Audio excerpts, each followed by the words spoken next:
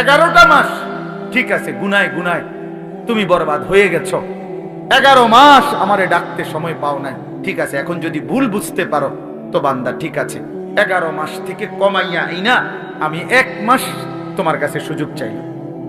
যা, 1টা মাস আমারে সুযোগ দাও, 1টা মাস গুনাহ ছেড়ে দাও, 1টা মাস আমার হুকুমগুলো পালন করো। আমি 1 মাসেই লাআল্লাকুম তাত্তাকুন, মুত্তাকি বানিয়ে দেব, জান্নাতি বানিয়ে দেব। তবুও যদি কদর না করো তো আল্লাহর নবী বলছেন, জিব্রাইল এই জন্য রমজানের লাস্টে আইসা জিব্রাইল বলছে, ইয়া রাসূলুল্লাহ, এত বড় রমজান পেয়ে ইফতারের নেকি, সেহরিতে নেকি, তাহাজ্জুদে নেকি, তারাবির 20 রাকাত নামাজে নেকি, শেষ দশকের এতেকাফে নেকি, সবে কদর তালাশ করার দ্বারা নেকি, জিকির করার দ্বারা নেকি, তেলাওয়াত করার দ্বারা নেকি, দোয়া করার দ্বারা নেকি, কাউকে সামান্য ইফতার করাইলো নেকি, এরপরে একটা নফল একটা ফরজের সমান, একটা ফরজ 70টা ফরজের সমান। এক রমজানের প্রথম দশক রহমত, মাঝখানের দশক মাগফিরাত, শেষ দশক জাহান্নাম থেকে নাজাত। আল্লাহ বলেন জিব্রাইলের মাধ্যমে, নবী এত কিছু দিয়াও যেই বেঈমান রে মন গলাইতে পারলাম না, তারে আমি ভালো করাইতে পারলাম না, আমার দিকে ফিরাইতে পারলাম না, তার উপরে আমি আল্লাহর লানত, আমি ফেরেশতারও লানত। তো নবী বলে আমিন, হ জিব্রাইল, আমি মুহাম্মদেরও লানত। যা, তোর উপরে খোদার লানত করুক, তোর উপরে আল্লাহর লানত করুক তোর উপরে। এই জন্য রমজানের শেষ দশকে আইসা জিব্রাইল বলে যায়, এত কিছু দিয়ে কোনোভাবেই বেঈমানের মন গলাইতে পারল না। ওই বেঈমানের ফিকিরে একটা, আহা, কিসের রোজা, কিসের হালাল হারাম, ওর জুতা দরকার, ওর জামা দরকার। ওই মহিলা ওই অসভ্য বেপর্দা নারী, তার কথা হলো কি আর কিতা রহমত কারে হুনান, আমি রহমত মাগফিরাত নাজাত দিয়া আমি কিতা করবো? আমার দরকার জুতা, আমার দরকার নতুন শাড়ি, আমার দরকার নতুন 3 পিস। এই জন্য 10 দিন 20 দিন পুরাটা রমজান বাজারে বাজারে মার্কেটে মার্কেটে ঘুরে, দোকানে দোকানে ঘাম বাইয়া বাইয়া পড়ে। ইফতারির টাইম হয়ে গেছে, এখনো কেনাকাটা শেষ হয় না। সবে বরাত কদর কই গেল, এতেকাফ কই গেল, আল্লাহর জিকির তেলাওয়াত কই গেল, 70 গুণ নেকির রমজান কোথায় গেল? সবকিছু এক জোড়া জুতার জন্য, একটা জামার জন্য, একটা কাপড় চোপড়ের জন্য শেষ করে দিল। ওহ, হায় হায় মুসলমান, কত অল্প মূল্যে নিজেকে বিক্রি করে দিল। আখিরাতটা কত, আল্লাহর এতগুলো নিয়ামত, আল্লাহর এতগুলো অফার প্রত্যাখ্যান করে। লাগবে না এগুলো, আমার লাগবে না, আমি তান্দাই, আমার দরকার নেই। আমার দরকার জুতা, আমার যাতে ফেরেশতা নতুন জুতা কিনা রাখছি, যাতে আমার জুতা দিয়া ফিরতে পারে ফেরেশতা।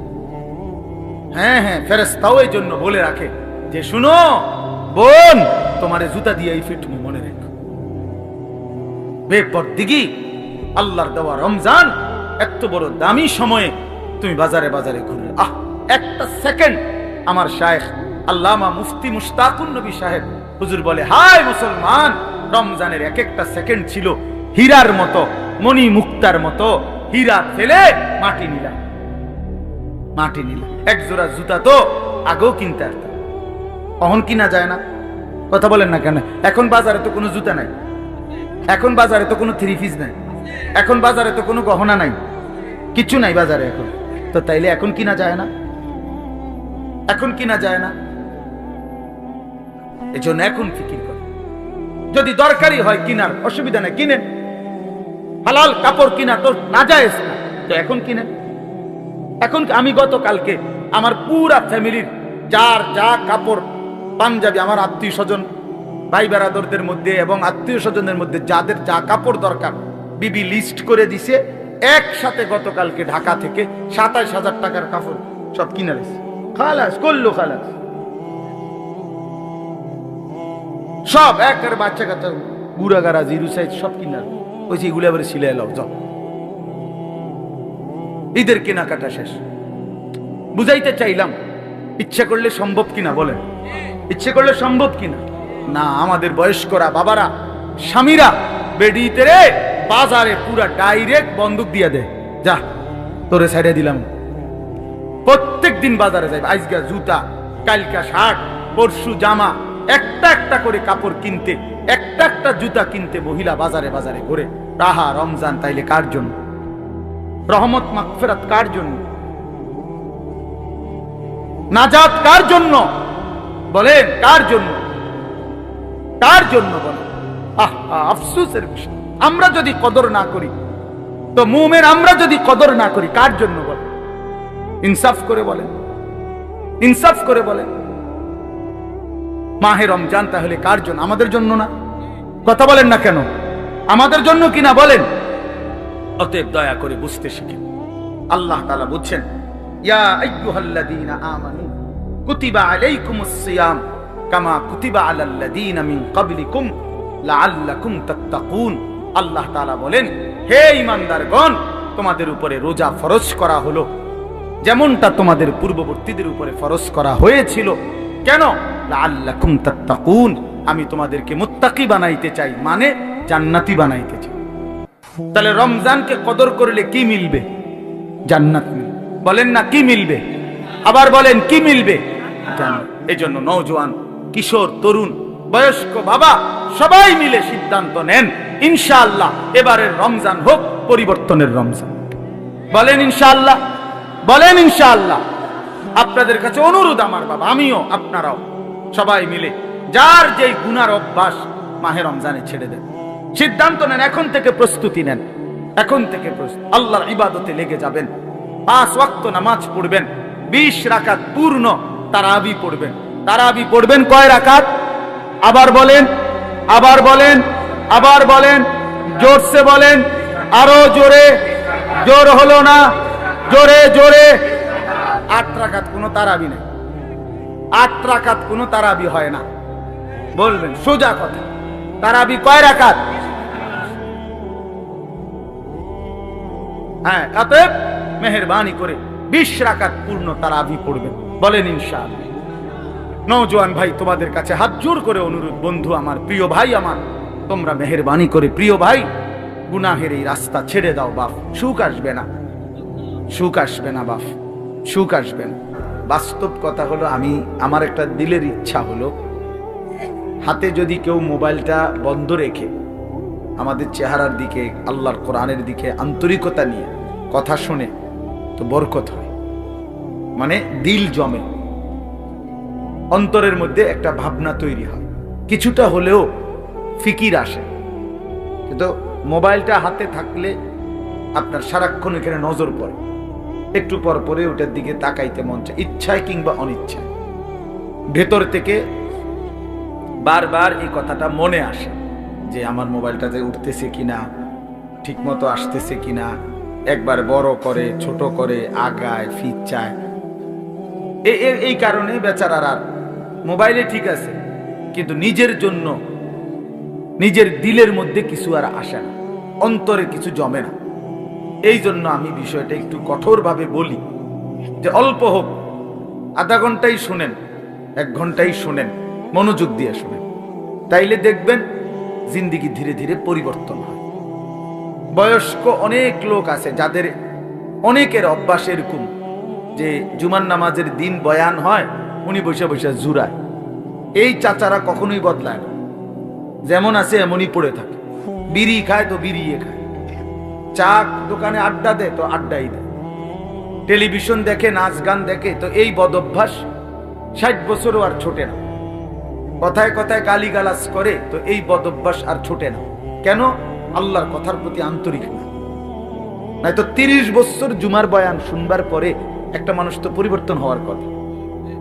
40 বছর, একটা বছরে 52 সপ্তাহ, খেয়াল করে দেখেন যে 52 সপ্তাহ 1 বছরে মোট, প্রতি মাসে 4টা সপ্তাহ, তাহলে 4 12 48, আর 4টা মাস প্রতি বছর, আর অতিরিক্ত একটা জুমা আছে, 5টা জুমা, তাহলে 48 আর 4 কত? 52 জুমা। তাহলে 52 জুমা আপনার মহল্লায় আল্লাহর কথা হয়, কোরআনের কথা হয়, আপনার কি কোনো পরিবর্তন হওয়ার কথা না? 30 বছরে এবারে 52 দিয়ে পূরণ দেন, কতগুলো বয়ান হলো। এরপরেও যদি একটা মানুষের স্বাভাবিক কিছু বদভ্যাস না ছুটে তা আপনি কি শুনলেন, কি বুঝলেন, কি বুঝলেন? 30 বছরও আপনি এটা বুঝছেন না যে বিড়ি সিগারেট খাওয়া একজন মুসলমানের জন্য উচিত না। এটা আপনি তোলে আর বুঝবেন কখন? আপনি বুঝি 50 বছরও বুঝলেন না যে গালিগালাজ করা মুখ দিয়া এটা গুনাহ, এটা আপনি বুঝছেন না। এটা আপনি কি বুঝলেন চাচা বলেন, ইনসাফ কি বলেন? 50 বছরও আপনি বুঝলেন না যে চা দোকানে এই যে নাচ গান নর্তকীর ছবি নাটক সিনেমা চলে টেলিভিশনে, এটা দেখা যে গুনাহ হারাম, এটা আপনি বুঝলেন না। তো আপনি কি ওয়াজ শুনলেন? এই জন্য বললাম আর কি, আসলে মূল কারণ হলো গাফেল। হয় বইয়া বইয়া পান খায়, জুরায়, জিমায়, এই সদবদ, অথবা আমলের আগেই ফেলে দেয়।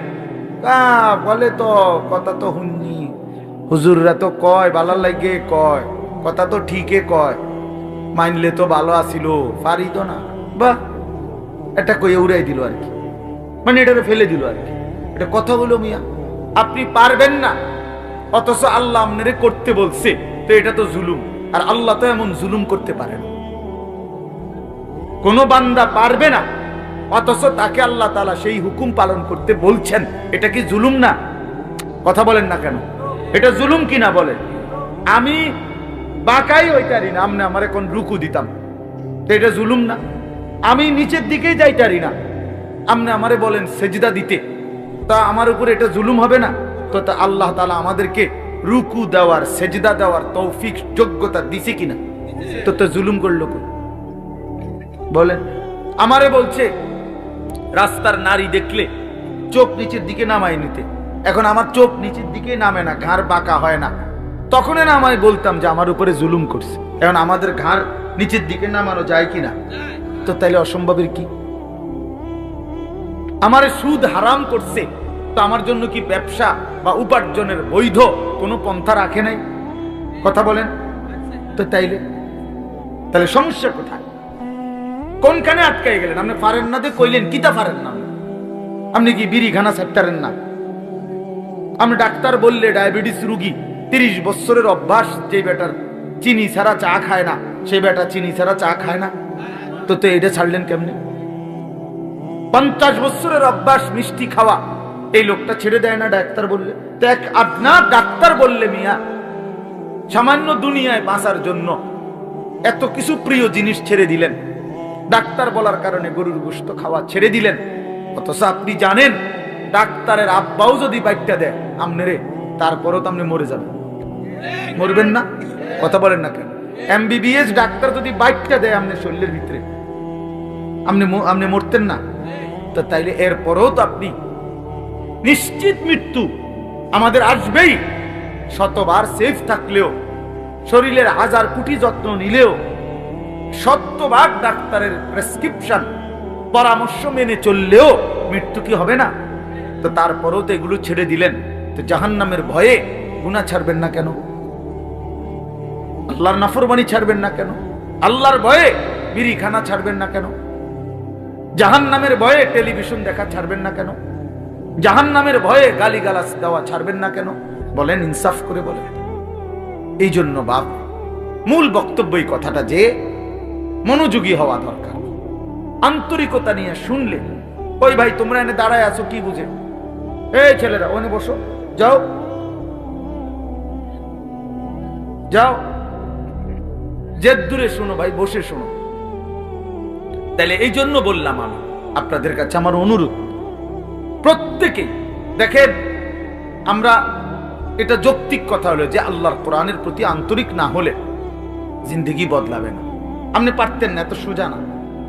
কোরআন শরীফে স্পষ্ট আয়াত আছে, ওয়ালাউলা ফাদলুল্লাহি আলাইকুম ওয়া রাহমাতুহু মা যাকা মিনকুম মিন আহাদিন আবাদা। সাংঘাতিক আয়াত। আল্লাহ বলে, শুনো, তোমাদের উপরে আল্লাহর দয়া এবং রহমত যদি মায়া না হয়, নিজেই নিজেকে কশ্চিন কালেও কখনোই পবিত্র করতে পারবে না। কোরআন শরীফের আয়াত। আপনি নিজে নিজে করবেন আমি ভালোই যাবো, জি না, এত রং না, ভালো হয়ে যাও। নষ্ট হয়ে যাওয়া সহজ, ভালো হয়ে যাওয়া কঠিন। কথা বোঝেন না? কথা স্রোতের সাথে ভেসে যাওয়া এটা সহজ, কিন্তু স্রোতের প্রতিকূলে উল্টা দিকে দাঁড়ায় থাকা কঠিন। কঠিন। এই সমাজের প্রত্যেক ঘরে টেলিভিশন চলতেছে, আপনিও টেলিভিশন চালান, এটা তো সহজ, কিন্তু না চালানো এটা তো কঠিন। কথা বুঝেন নাই আপনি? না চালানোটাই না কঠিন, উল্টাটা কোনো কঠিন, মানে টিকে থাকা। এই জন্য আল্লাহ এটা বলছে, বান্দা নিজের কি পায়ে লাগে তো নিজের যোগ্যতায় পারবা না, নিজের যোগ্যতায় পারবা না। মা যাকা মিনকুম মিন আহাদিন আবাদা, আল্লাহ বলে বান্দা নিজেকে নিজে পবিত্র করতে কখনোই পারবা না যদি আল্লাহর দয়া না হয়, আল্লাহর মেহেরবানি যদি না হয়। ওয়ালাকিন্নাল্লাহা ইউযাক্কি মান ইয়াশা, আল্লাহ বলেন বরং আল্লাহই যাকে ইচ্ছে করেন তাকে পবিত্র করে থাকেন। আল্লাহ করেন এটা, আল্লাহ করে, আল্লাহ করে, আল্লাহ করে। গুনাহ থেকে বেঁচে থাকার জন্য আল্লাহর তৌফিক লাগে, আল্লাহকে সেজদা করার জন্য আল্লাহ তাআলার তৌফিক লাগে। মালিক দয়া না করলে হয় না, আল্লাহ রহম না করলে হয় না। নবী সাল্লাল্লাহু আলাইহি ওয়াসাল্লাম 5 ওয়াক্ত নামাজের পরে দোয়া করতেন, আল্লাহুম্মা আইন্নি আলা যিকরিকা ওয়া শুকরিকা ওয়া হুসনি ইবাদাতিক। 3 বার বলতেন প্রত্যেক নামাজের ফরজের পরে। নবীজি এই দোয়াটা 3 বার বলতেন যে আল্লাহ আমি আপনার জিকির করতে চাই, আপনার শুকর আদায় করতে চাই, আপনার ইবাদত সুন্দরভাবে করতে চাই, আপনি সাহায্য করেন। এই যে আল্লাহর কাছে চাইতে হয়, আল্লাহ আমি সেজদা দিতে চাই ঠিক মতো, রুকু দিতে চাই সুন্দর মতো, কোরআন পড়তে চাই সুন্দর মতো, আপনাকে মানতে চাই সুন্দর মতো, আপনাকে ডাকতে চাই দিন রাত। আল্লাহ আপনার শুকর আদায় করতে চাই, আপনি আমারে তৌফিক দিন, আপনি আমারে তৌফিক দেন। আল্লাহ যোগ্যতা না দিলে বাপ পারবেন না, পারবেন। আমি একবার পাও ভাঙছিল 2021 সালে, 6 মাস আমি মাটিতে সেজদা দিতে পারি নাই, বসে বসা ইশারা রুকু সেজদা করতে হয়েছে। তো এই যে আল্লাহ তাআলা তৌফিক ছিনাই নিল, তা আমার কোনো ক্ষমতা ছিল সেজদা দেওয়ার? কথা বলেন না। এই জন্য দয়া করে কিশোর নওজোয়ান ভাই তোমরাও এটা বুঝো ভাই, নিজেরে নিজে নষ্ট করে দেওয়া, বরবাদ করে দেওয়া এটা সহজ, এটা সহজ। এই সমাজের সবাই মোবাইলে উলঙ্গ ছবি দেখে, তুমিও দেখো, সহজ বিষয়। কিন্তু নজর হেফাজত করা, চোখের হেফাজত করা এটা কঠিন। কিন্তু কষ্ট করে কেউ যদি হিম্মত করে তো আল্লাহ তার জন্য সহজ করে দেয়।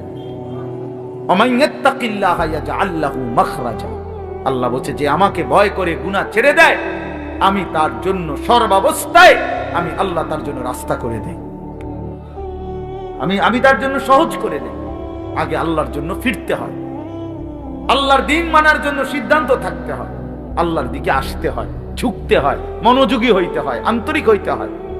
আপনি যদি বলেন যে কোরআন আমার জন্য, ইসলাম আমার জন্য, আমি আমার রাসূলকে নারাজ করব না, আমি আমার আল্লাহকে নারাজ করব না, আমি দ্বীন মানবই মানব, খোদার কসম, এমন একটা মজবুত সিদ্ধান্ত নিয়ে বান্দা 1 বিগত যদি আগায় তো আল্লাহ তাআলা রহমত নিয়ে বান্দার দিকে 1 হাত আগায় আসবে। শর্ত হইল আপনি তো 1 বিগত আইতে, আপনি দিল উইতে উইতে কারণ যদি একবার ব্যস্ত হয়ে যেতাম, কিতা ব্যস্ত হইতাম? হ্যাঁ, বিড়ি খাইতে খাইতে আরে ভালো মানুষ তো সমাজে উঠে গেছে, ও নাই, ও নাই, হ্যাঁ বড় ভালো মানুষ। আপনি বিড়ি খাই না বেটা, ইতনি ভালো মানুষ, আপনার গায়ে তো গন্ধ, দুর্গন্ধ মিয়া, বিড়ির গন্ধের চেয়ে নিকৃষ্ট কোনো গন্ধ হইতে পারেনি মিয়া। তাইলে কোন বিড়ি করতো পবিত্র মানুষ হইতে পারে না, কাউ না মিয়া, এটা একেবারেই অপবিত্র মানুষ, ফালতু মানুষ মিয়া, এটা বদ অভ্যাস। কোরআনুল কারীমে আল্লাহ বলছেন জাহান্নামীদের খাবার, জাহান্নামে যেটা দেওয়া হবে, লা ইউসমিনু ওয়ালা ইউগনি মিন জু', জাহান্নামী খাবারের মধ্যে কোনো পুষ্টি নাই, এটা তার শরীরের মধ্যে কোনো স্বাস্থ্য বাড়াবে না, আবার ক্ষুধাও মিটাবে না। কোরআনের আয়াত। ঠিক বিড়ি সিগারেট এরকম যে এটার দ্বারা কোনো স্বাস্থ্য বাড়ে না, ক্ষুধাও নিবারণ হয় না, এই জন্য বিড়ি সিগারেট জাহান্নামীদের খাবার, জাহান্নামীদের খাবার, জাহান্নামীদের খাবার, জাহান্নামী খাবার। আগুন কোন মুমিনের পছন্দ হইতে পারে না, মুসলমানের পছন্দ আগুন, নাকে মুখে দিয়া আগুন বাহির করা, এটা কোনো ইমানদারের প্রিয় পছন্দ হতেই পারে না, কোনো যুক্তি নাই। একেবারে ফালতু ছাড়া, বদভ্যাস ছাড়া, আখিরাত যার মনে নাই, পরকাল যার মনে নাই, কবর বলতে কিছুই জানে না, এই ব্যক্তির দ্বারা সম্ভব বছরের পর বছর বিড়ি খেয়ে যাও। ভুলে গেছে আখেরাত, মনে নাই আখেরাত, ও কিছুই মনে করে না আখেরাতে। মনে করছে জিন্দিগি মানে এই বন, বিড়ি, চা, বিস্কুট, পান, সুবারি আর এই বেন বেনানি আলাপ সালাপ, খালাস, এটাই জীবন না? এটা জীবন না বাবা, এটা জিন্দিগি না। এজন্য দয়া করে ভাবতে শিখেন, আল্লাহর দিকে ফিরতে হবে, হিম্মত করতে হবে, হিম্মত করতে হবে।